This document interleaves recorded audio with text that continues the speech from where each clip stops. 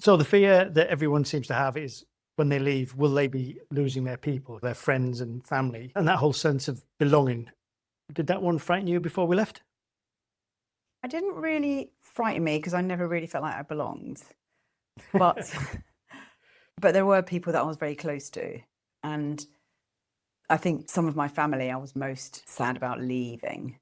And then I only realised how sad I was about leaving my friends when I was just about to go.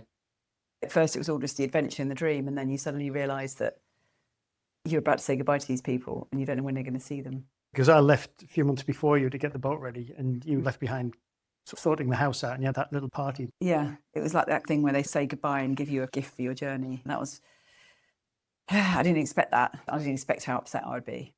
How about you? Were you scared about losing a community of people? Not really. I mean, I've got quite a small group of friends anyway. I think the excitement of going away overrode any sort of feeling that I was leaving anything behind. The other thing, I guess, was when I went out there to do the test sail, once we'd done everything and we launched the boat, I had quite a good bunch of mates who came out and helped me test sail. And so we had a little bit of a farewell party on the boat, and it was a lot of fun.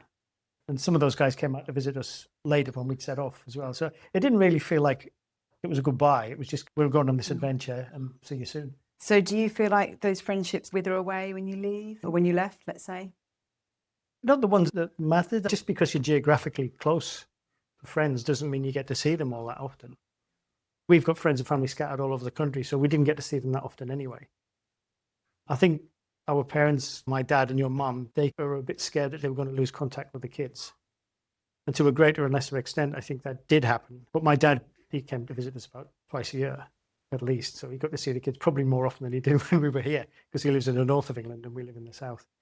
But your mum came out once and decided it wasn't for her. Well, no, she did a lovely time when she came out. She couldn't stay on the boat. It's too much of an adventure, really. Too far, too hot. So, yeah, she didn't see them as much, I would say.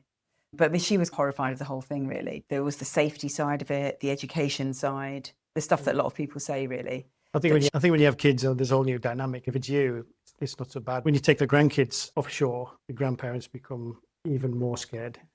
It all depends. My mum was definitely worried about losing contact with them. I remember we were getting newspaper clippings of disasters at sea and people drowning and boats sinking. Yeah, lots of them. She wasn't exactly subtle about it, was she? Well, I suppose she sees a story and she's immediately thinking of us. So that's why she wants to share it, to warn us. I think she was worried that the kids couldn't join a band or an orchestra. My dad was worried they couldn't join team events as well, which is fair enough. I guess that is a legitimate worry, really. So would you say your mum's reaction was the worst, or did you have any other adverse reactions from people, friends and family? No, I think she was probably the most dramatic about it. Other friends were really behind us with the adventure.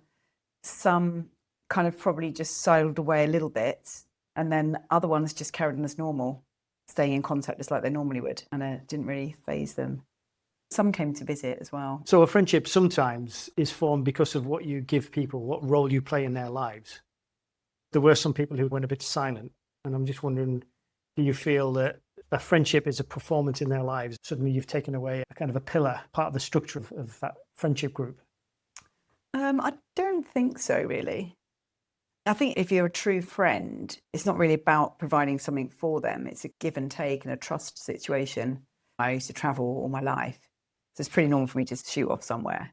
But the friendship group we had before we left in our local area, they weren't really part of that pre-adventure Irenka. I think still a bit. I remember we had a sailing school. It was all a little bit different. You just talk about the day-to-day and you're interested genuinely just in their lives and they're interested in yours, however mundane it might be. That to me is a friendship. I don't particularly need to talk about what we've done. I just need to reconnect. I think Brighton as well, it's known for crazy people and people who live alternative lifestyles. So I suppose what we were doing wasn't outside the boundaries of typical Brighton people. Everybody seems to be doing something a little bit crazy. Oh, you mean like if you had friends in different areas of the country, they might be more sceptical and not really quite accept you if you did something like that? Yeah, when you've got a friendship group from birth and you're living in a quite parochial town in the middle of the country, your friendship group is almost multi-generational. Whereas in Brighton, it's a very transitory thing. So people are used to people coming and going. So it probably didn't affect us as much as it probably would people who've got deeper roots. So do you think you lost some of those friendships from childhood? I think I'd lost them anyway. So I'd moved around so much since my childhood. I've been abroad, I've moved cities, I've moved from one end of the country to the other. lived in Wales. So for me, I didn't really have those deep roots. That thing with somewhere people and anywhere people. I think I'm definitely an anywhere person. And I think you're the same. Yeah, definitely. I only have a couple of friends from childhood and I saw them when I came back, which is really nice. And it's just really good to chat about their lives and how it's changed over the years. And then the new friends, we always sailed and we taught sailing and I was part of the Iron Line, just different things. And I think they always knew we were going to do this. It was just part of the friendship, really. That's what they're going to do and then hopefully come back. We did talk about it for a lot of years before we actually left. So I think people were almost like bored of the idea. Yeah, maybe. I didn't want to talk about it anymore because it was strange. You had to disconnect to be able to do what you want to do. You have to shut that door a little bit, but you don't want to shut it completely. Like I would still call friends when I could just to reconnect because I really needed that. Do you feel like people fell into groups? There was a group of friends and family who were really enthusiastic and really supportive. There was a group who were a bit wary, and I think your mum definitely falls into that group where they just thought it was a bit crazy and a bit dangerous and a bit stupid. And then there was another group of people that just go silent and just don't want to know. And I think my sister fell into that category. She just really wasn't interested in what we were doing. Do you feel like people did fall into those categories? I suppose so. I think some people are not interested. It doesn't really make sense to them. And they maybe go quiet for a certain amount of time and then reconnect when it's all over. When people come back from somewhere, nobody really wants to be bored of all their holiday pictures, do they? No, I was more talking about before you leave, when you start talking about your plans. Some people just finish it before you actually go. They prepare for it by ending that. So they sever the bonds. Yeah, that's what people do. So I think it's just a way of saying goodbye or letting something go. I think people have different reactions. It's almost a kind of grief, isn't it? Yeah, it's a different way of reacting to grief, I suppose. A sort of detachment. But you can stay in touch online nowadays. Yeah, when we left, it wasn't so easy, but now with Starlink, you could Zoom call from the middle of the Pacific Ocean. Whereas we had Iridium Go, which was the most sophisticated thing, and you could probably get a couple of lines of text every 20 minutes. Yeah. That was about it. Yeah, so you can stay in touch if you want to, can't you? But I think it's just too much. It's kind of nice to say farewell and I'll see you when I get back. But then you have a story to tell, don't you? It is nice staying in touch and keeping that connection. But in this era of kind of constant connectivity, I think staying out of touch is no longer an option. I don't know whether that's a good thing or a bad thing. If you can Zoom call your parents in the middle of the Pacific Ocean, are you really having that adventure? I think you probably are, but you don't leave space to reflect on what's going on, do you? There is a good thing because it means people that didn't want to let you go because they thought they'd lose touch with your life can be part of it. But the other thing is that people still have to live their life in the moment. And if you're constantly trying to keep up with things, you don't get a chance to live your own life, do you? That's true, yeah. If you're too busy, you don't live the moment, do you? I suppose it's a really good way of culling your friends. Losing your phone and whoops. Yeah, which happened. So we've talked about the friends we leave behind, but for somebody who's never done it before, who do you actually meet when you get out there? Is there a community out there that you can join? The community is amazing, really, isn't it? I think because you're sharing these amazing adventures all the time and there's a lot of challenges. You're going through lots of ups and downs with people and it's raw and it's immediate. Where everyone else thinks we're a little bit crazy, even good friends, rather than me, I do not want to be doing that. But you do it with these other families and friends, even just picking up your anchor and get to the next place. It's like we did it all together and looking out for each other all the time. How often do you jump in your car and your friend 2 doors down jumps in their car and you're watching out for them to make sure they get their car out of their parking spot and you go together to the next spot and have they managed to put their anchor down? You do that with people all the time. How many times do you get into a car and just drive up to a stranger's house, knock on their door and go, hi, we're here. Somebody just turns up at an anchorage, another family, and you jump in the dinghy and you go up there and you introduce yourself. Oh, that as well. And then within a few hours, you kind of, your best Or should we have sundowners on our boat? Or should we go snorkeling together? Yeah, you're doing things together with people that normally it'll be a process before you actually arrange to do something together. Or you'd have to be introduced through a friend of a friend, but you've turned up at an anchorage, you've got some kids. We're already friends. No, we haven't spoken yet. And it is because you're all exposed to anything. You're in the unknown all the time. So the friendships go really deep, really quick.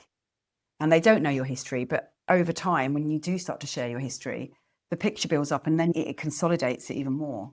It's strange because it's taken me a lifetime to have some friends I have here. And I've made those friendships in 2 years with the same importance. I suppose because there is a common factor. We've all up sticks and left. And so we're all a little bit crazy and we're a little bit adventurous. So we've already got something in common. But there was very few people that we didn't get on with. Everybody was sociable. Maybe me to a lesser extent. Yeah, everyone was sociable apart from you. It wasn't that I was antisocial. It was just I do get peopled out quite quickly, particularly when there's a lot of people speaking. And so, yeah, I maybe ducked out more often than not. It's like an underestimation. Yeah, but I'm kind of quite choosy about who I talk to. You know? Extremely choosy. You go out with your Friday night mates and that's it. No one else. I'm quite happy with a small bunch of friends. I'm really, really crap at small talk. And you've kind of got to get through that small talk bit to get into the good stuff. But I don't think it is small talk though, because when you've just arrived in a place, it's like the small talk, did you get your anchor down? Okay. Is not small talk in those situations. Like, hey, I found a patch of sand or there was some coral over there. To me, that's not small talk. That's everyday, really important stuff. Or did you find anywhere that sell bananas? It might sound like small talk, but actually that stuff's really important. I think that's what it taught me the whole journey was small talk is really important. Everything matters, every interaction with people. I was off on this big adventure, but when I come back, I realised that everyone's lives, whatever they're doing, is so important. So I personally don't see it as small talk. I see it as a really important connection. Well, I guess we're different in that respect. You'll speak to anybody, anywhere. I will, and yeah. I'm more choosy about that. And especially when I'm tired or we had something wrong with the boat and I had that at the back of my brain, I've got to get that fixed, and then try and just let that go. I found that awkward at times, let's say. It takes over your brain. So you can't then just kind of go, oh, hi, how you doing? It just takes over. But that's how I process things. It has to churn. And when it's churning, I can't socialize, you know. That's enough psychoanalyzing me. So yeah, it's fair to say that there is a huge community of people out there, more than anybody would think. I remember talking to a journalist from Lonely Planet, and I started talking about community, and she really did have this vision in her head that we were bobbing about in the middle of the ocean completely alone. Which you're a lot, I suppose, aren't you? Well, mid-passage, yes, but wherever we landed, almost without exception, there was a group of people there. Even that time in Suriname, we landed in South America after 3 weeks ocean passage, sailed the Suriname River, and there was a whole bunch of people there that had been there for quite a while. Well, I think you're talking about other sailors, aren't you? Because obviously everywhere you go, there's all sorts of people, isn't there? But I was more talking the cruising community. Yeah, the cruising community, yeah. They're moving, they're nomadic. But some people didn't mix with those types of people so much, and they mixed more with the people that lived in those countries. They wanted to connect and integrate more. Yeah, I suppose you could exist in your own little cruising bubble, really, quite easily. There was usually a mix. I found that most cruisers would connect to people that lived in different places as much as you could break down those differences, really, and find a connection. So how do you think the best way is to manage that when, like for us, someone's sociable and someone's antisocial? You. Just in case it wasn't clear. Yeah, so how do you think another couple would manage that situation? It's a tricky one. I don't think we ever really found a solution. I think with somebody like me who's a natural introvert, when you force yourself to do it, it does tire you out quite a lot. When you're like me, had a lot of responsibility on the boat to maintain it and fix it, I felt I needed to keep that energy to expend on the boat. I do find that socializing, for me at least, it expends energy. So some of that I had to keep back for myself. I know it's different for you and a lot of other people. They recharge the batteries with social connection. I found that a lot of the things that I had responsibility for were made a lot easier when I shared those with other people. So a lot of the navigation and checking into places and the provisioning, I ask the network of people and immediately I already know where it is, how to get there, and sometimes we're doing it together. So I found it helped with those tasks that I was battling with myself a lot of the time. So I suppose, how do you manage it? You made more effort to try and be more sociable. I decided I'd do a lot of things on my own with other people, the kids. So we just kind of did our own separate things a lot, didn't we? Yeah. But I did have a few conversations with other dads on the side for a few beers, and let's say I wasn't alone in that way of thinking. Sure, you're not the only one. No. I wasn't alone in my loneliness. Does it make you feel better, the idea that other people feel like you? Yeah, it's kind of, we're our own little community apart. Yeah. So if you do end up somewhere and on the rare occasions you drop your hook in an anchorage and there's nobody else there, did you find that a problem? Those are the most amazing times as well. The idea that you can drop an anchorage and look around, there's no one else there. They're very special. You feel like you're on your own adventure, your own family adventure, and that was really nice. The kids kind of embraced it a few times, but generally they would do a lot more exploring and they'd be a lot happier if they had other kids. A lot of time we would go with that one other boat and we would stay on our boats and our anchors. The kids would get together and none of the adults would. Yeah, we did a lot of buddy boating, didn't we? So we did Near spend the a lot end. of time with individual families, which was great, really good. Yeah, those are very special times. I think some of my fondest memories of that, just 1 or 2 boats in a Yeah. quiet anchorage, enough community to share a few beers, but not enough to become overwhelming. Feel like you had to go to every sundowner and beach barbecue and beach fire. I suppose that this goes back to that thing of finding time for yourself. That's one thing that no one really got much of. Your own time. And I think that was probably the hardest thing, was just finding time for yourself. Like, Because it's just a small space on the boat. There's very little private space. I found it hard to keep in touch with friends, calling each other. It's almost like the whole family's part of it. And the conversations that normally I'd love to have with a girlfriend, I just felt like you couldn't have those sort of private conversations. I tried to do it when we got somewhere on land for a while and I'd go off and walk and chat. That was difficult, I would say. That might be a good point to start talking about relationships and partnerships, and how do you reconcile 2 different personalities on a boat, and not even on a boat, but how do you reconcile those 2 different approaches when you're deciding to go? How do you persuade your partner to go in the first place, if persuading is the right approach anyway? There was never any feeling of coercion between either one of us. We definitely wanted to go, but I don't think that's the case with all couples. I think next week we'll talk about what do you do when you have that dynamic going on before you leave. I think it happens a lot, actually. And unfortunately, it plays out quite catastrophically once you get out there, if you haven't resolved that before you go. Well, we'll talk about that next week then. Okay. Great. Hey, bye. Bye.